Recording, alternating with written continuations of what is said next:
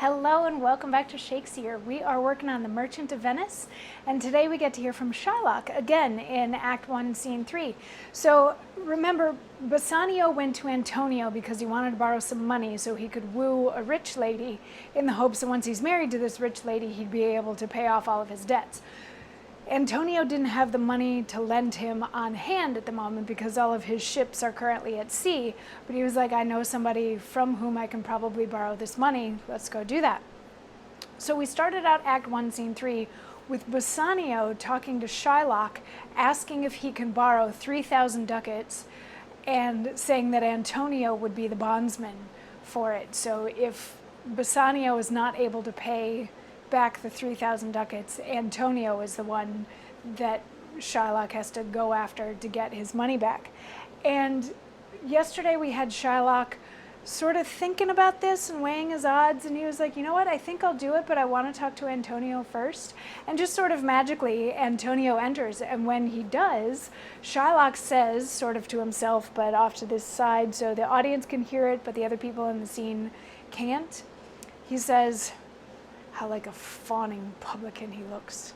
I hate him, for he is a Christian, but more for that in low simplicity he lends out money gratis and brings down the rate of usance here with us in Venice. If I can catch him once upon the hip, I will feed fat the ancient grudge I bear him. He hates our sacred nation, and he rails even there where merchants most do congregate, on me, my bargains, and my well-worn thrift, which he calls interest. Cursed be my tribe if I forgive him.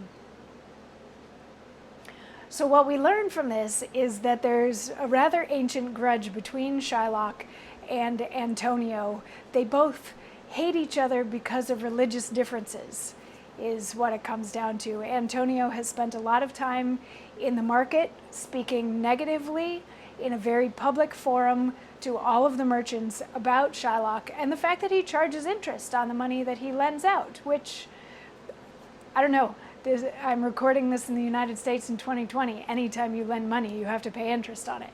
So I don't necessarily see that as a bad thing, but I guess at the time, it was maybe frowned upon because Antonio, as it turns out, does not charge interest when he lends money out. So he's taken on this air of superiority over Shylock, and he shares that very publicly where the merchants hang out, which can be really bad for Shylock's business.